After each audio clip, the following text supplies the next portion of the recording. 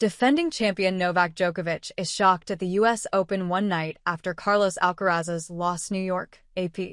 Novak Djokovic did not go easy on himself when assessing the listless way he performed from the start of the U.S. Open, pointing to his sloppy serving as the main reason the defense of his 2023 title surprisingly ended in the third round. "I have played some of the worst tennis I have ever played, honestly," Djokovic said, just after midnight as Friday turned to Saturday.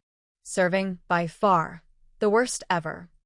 With 14 double faults, raising his tournament total to 32, Djokovic bowed out with a 6-4, 6-4, 2-6, 6-4 loss to 28th-seeded Alexei Popyrin of Australia, another shocking result at Flushing Meadows one night after 2022 champion Carlos Alcaraz exited. It's only the third time in the Open era that two of the top three men's seeds at the U.S. Open are gone before the fourth round. The other instances were in 1973 and 2000. "It was just an awful match for me," number 2 Djokovic said. "I wasn't playing even close to my best. It's not good to be in that kind of state where you feel okay physically, and of course you're motivated because it's a Grand Slam, but you just are not able to find your game. That's it. The game is falling apart, and I guess you have to accept that tournaments like this happen." Not often for him, though. After all, Djokovic was trying to become the first player in tennis history with 25 Grand Slam singles titles. Instead, after knee surgery in June, he finishes a year without claiming at least one major championship for the first time since 2017.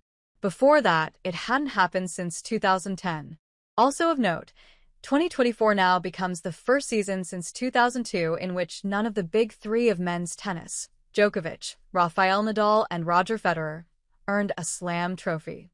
The third-round exit equals Djokovic's worst showing at Flushing Meadows. The only other occasions he was beaten that early at the U.S. Open came in 2005 and 2006. The man who defeated Djokovic 18 years ago, International Tennis Hall of Fame member Leighton Hewitt, is now Australia's Davis Cup captain and was sitting in Popyrin's guest box in Arthur Ashe Stadium. Djokovic, Popyrin said, wasn't playing his best tennis. "I was waiting for him to kind of step up. I didn't want to be one of those moments where Novak kind of stepped up and came back from 2-0 down," Popyrin said. "That was going through my head." Djokovic, who is 37, has reached the final in Ashe 10 times, leaving with the title in 2011, 2015, 2018, and 2023.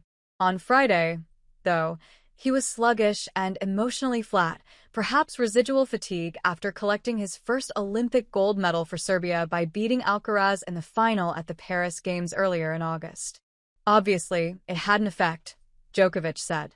"I spent a lot of energy winning the gold, and I did arrive to New York just not feeling fresh mentally and physically. But because it's the U.S. Open, I gave it a shot and I tried my best. I mean, I didn't have any physical issues. I just felt out of gas. And you could see that with the way I played."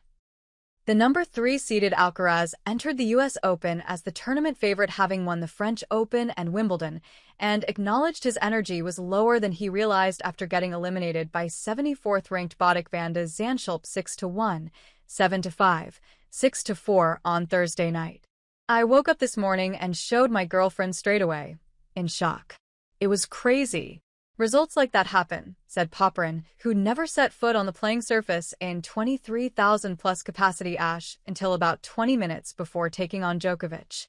"I thought to myself, why not me today?" Djokovic replaced Alcaraz as the moneyline pick to take the men's title, according to BetMGM's sportsbook, but that status didn't last long at all. Now, the only past U.S. Open men's champion remaining before Week 1 is even over is Daniil Medvedev, whose lone Slam title came in 2021. He plays number 30, won Flavio Cobolli on Saturday in the third round. For the 25-year-old Popyrin, this represents a real breakthrough. He had been 0-3 against Djokovic, including losses at the Australian Open and Wimbledon this year, and 0-6 in third-round matches at majors. But the strong-serving Popyrin is playing as well as ever, coming off the biggest title of his career less than 3 weeks ago at a hard-court tournament in Montreal, where he picked up 5 wins against opponents ranked in the top 20. Everything was working against Djokovic. Popyrin was terrific at the net, going 10 for 10 on serve and volley approaches and 25 for 36 overall on points when he pushed forward. Djokovic, in contrast, only won the point on 19 of his 40 trips to the net, in part because Popyrin kept flipping passing shots by him. Popyrin took big cuts with his powerful forehand, accumulating 22 of his 50 total winners with that shot. And he broke Djokovic 5 times, including for a lead of 3-2 in the fourth. That game felt titanic, lasting more than 10 minutes, and including 4 break chances for Popyrin, who converted the last with an inside-out forehand to close a 22-stroke exchange, then rocked back on his heels, clenched both fists, and let out a roar. He took Djokovic's next service game, too, to make it 5-2. The first time Popyrin served for the match, he faltered, allowing Djokovic to break. The second time, Popyrin finished the deal, holding at love when Djokovic sent a forehand long. Now Popyrin will try to reach his first Grand Slam quarterfinal by getting past number 20 Frances Tiafoe, who advanced Friday with a 4-6, 7-5, 6-7, 5, 6-4, 6-3 win over number 13 Ben Shelton in a matchup between 2 Americans. If he serves well, plays well, he can beat anybody, Djokovic said about Popyrin. Look, Alcaraz is out. I'm out. Some big upsets. The draw is opening up.